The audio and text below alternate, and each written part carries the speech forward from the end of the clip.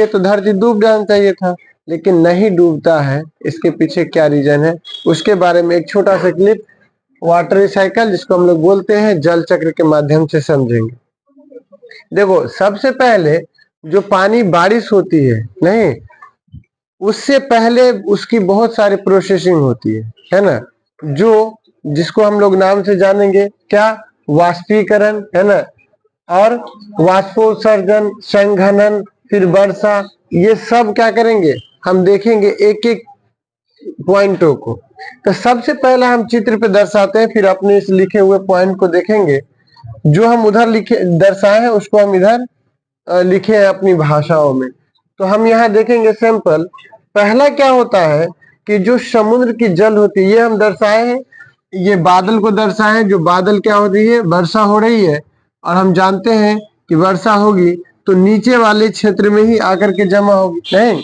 तो ये हम पहाड़ दर्शाए हैं, जो बारिश हो रही है तो पहाड़ के माध्यम से ये मैदानी क्षेत्र है जहाँ पेड़ पौधे सब है, और ये समुद्र है यानी जहाँ जल का जमाव होता है नहीं।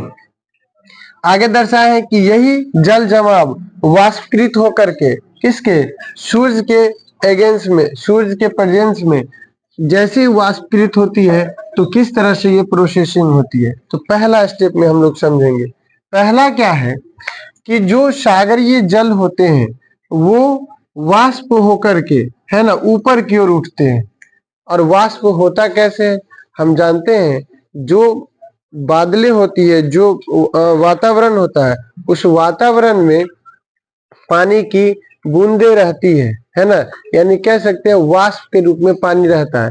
तो जैसे ही सूर्य की रोशनी पड़ती है तो वाष्प को क्या करता है, एब्जॉर्ब कर लेता है, यानी वो वाष्पीकृत हो जाती है।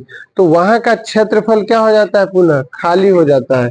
इस कारण से जो यहाँ जल है उसका वाष्पीकरण करता है, यानी समुद्रीय जल को क्या करता है, खींचता है एक बूंद के माध्यम से, एक वाष्प के माध्यम से। जिस तरह से हम देखते हैं कि कपड़े को डालते हैं और कपड़े क्या होते हैं, सूख जाते हैं नहीं, ठीक उसी प्रकार से जैसे ये समुद्र से जल लिया तो स्वाभाविक बात है समुद्र में जल स्तर कम होगा नहीं, जल स्तर कम हुआ, और ये सूर्य क्या कर लिया, सूर्य अपनी ओर खींचा और ये वातावरण में चला गया। कहाँ चला गया, ऐसा नहीं कि सूर्य के पास चला गया नहीं, कहाँ हो गया, वातावरण के पास, है ना। और वातावरण में हम जानते हैं कि जैसे ये वाष्पीकरण होकर के ऊपर उठेगा तो ये कण बनाएगा, जिस कण में बादल बनेंगे। और ये कण कैसे बनेंगे, क्या पानी से डायरेक्ट बादल बनते हैं, नहीं।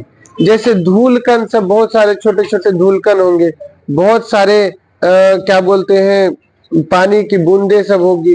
ये साथ ऊपर जाने के बाद हम जानते हैं कि ऊपर जाने के बाद हमारा टेम्परेचर क्या होता है, कम हो जाता है, ठंडा हो जाता है। तो जिस कारण से जैसे वाष्पीकृत होता है और वातावरण में ठंडक की ओर जाता है तो क्या हो जाता है, पानी जमने लगता है। क्या होने लगता है, जमने लगता है।